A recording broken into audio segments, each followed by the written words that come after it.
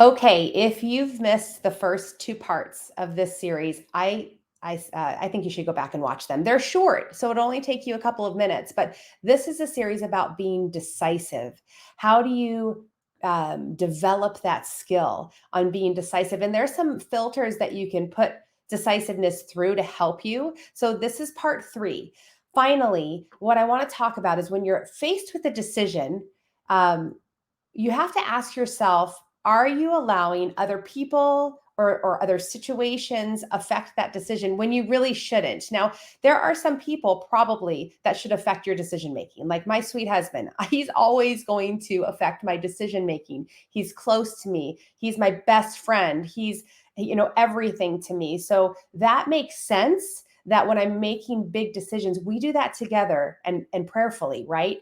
But that's not what most people do. Most people put the filter of other people's, either their opinion, are they going to disappoint other people? Are they going to be judged by other people? And most of the time that is completely unhealthy. It's called people pleasing. You're clouding this decision making process with a bunch of other people's decisions and thoughts and feelings, and therefore making it hard on yourself. And the funny thing is let's just say you make this really big decision but you don't do it because you didn't want to disappoint this certain person, right? That's maybe whatever.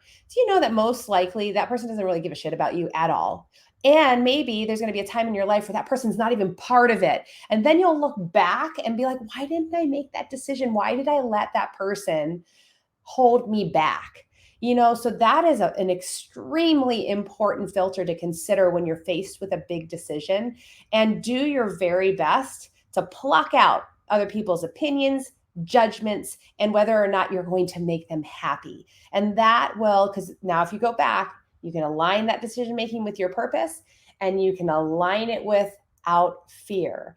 And then slowly and surely you'll be more decisive. And not every decision is going to work out, but I would rather live a life of some decisions making me fall on my face than never making decisions that have enhanced my life so greatly. So I hope this series has blessed you. Again, this is part 3. Go back and listen to the first 2 parts if you've missed it.